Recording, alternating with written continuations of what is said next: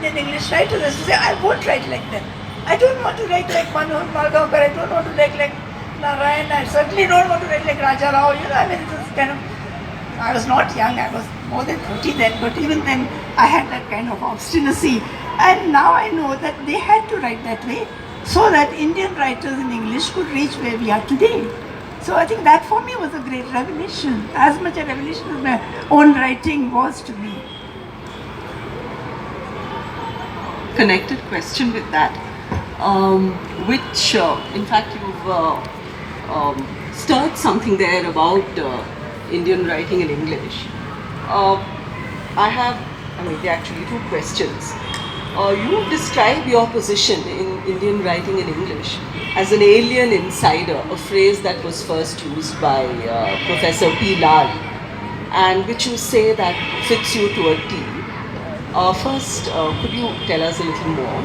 And then, taking off from what Vivek said and the answer you gave, you said that when you were doing your MA, you read F.R. Leavis's The Great Tradition, and I'll read a little bit from the memoirs.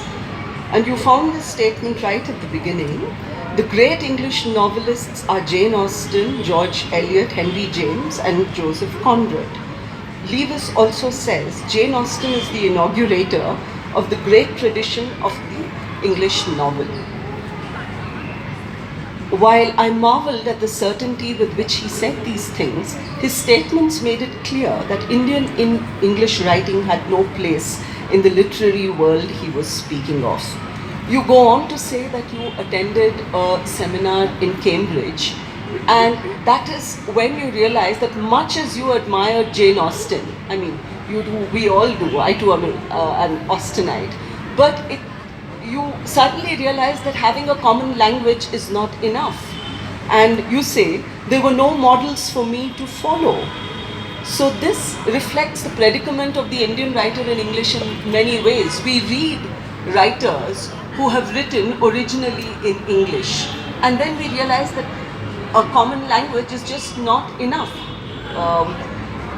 We know very well that we've had the complex relationship with English, we have a colonial history. So what would you say? Who would you say your forebears were? Can you speak about this a little? There was a time when they asked me what are your influences, and I said Jane Austen, Charlotte Bronte, Emily Bronte and all that. And then later I thought, my God, that's not true. Because I think like Usha said, the seminar in Cambridge told me clearly we don't belong here. I mean, we were very proud that R.K. Narayan was praised by Graham Greene. We were very proud when we are published abroad, etc. But we do not belong here. That was extremely clear to me. And I had no problem